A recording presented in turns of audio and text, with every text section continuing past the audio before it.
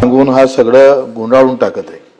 ते असं म्हणाले पाहिजे का नाही सभापती महोदय की ठीक आहे, हे आमच्या लक्षात आलेलं आहे का ही जागा जवळ आहे, कारण तिथे जे बेड आहे पास तुम्ही जे हॉस्पिटल वापरणार आहे किंवा रुग्ण जे आपण मेडिकल कॉलेजसाठी घेणार आहोत तिथे किती अर्ध्या 15 मिनिटावर हॉस्पिटल आहे। ते म्हणजे सामान्य रुग्णालय 15 मिनिटावर आहे, स्त्री रुग्णालय 15 मिनिटावर आहे, सुपर हॉस्पिटल 15 मिनिटावर आहे आणि तुम्ही जे मेडिकल कॉलेज वापरताय ते तिथून 15 किलोमीटरवर आहे। मला हे समजत नाही मंत्री महोदय, तुम्ही मुख्यमंत्र्यांचं या समितीचं नाव सांगून आम्हाला धमकावत तर नाही? ते वारंवार सांगून तुम्ही हे स्पष्ट सांगायला पाहिजे का हे बरोबर आहे, आम्ही जे बोलतो हे जर बरोबर असन सत्य असन तर तुम्ही असं म्हणाले पाहिजे। उत्तर काय अपेक्षित आहे सभापती महोदय का आम्ही हा सगळा प्रस्ताव जी वस्तुस्थिती आहे ते मुख्यमंत्री समितीसमोर ठेवणार।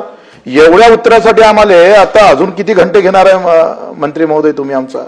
तुम्ही असं म्हणा ना काय ह्या सगळ्या बाबी आम्ही निदर्शनात आणू, ह्या सगळ्या गोष्टी निदर्शन आणि मुख्यमंत्री तुम्हाला माहित आहे का हे ह्या सगळ्या गोष्टी पाहिल्यानंतर ते सहज हो म्हणणार, पण हे ते म्हणालेच तयार नाही, आम्हाला धमक्या देते मुख्यमंत्री समितीच्या नावाच्या, ते करू नये।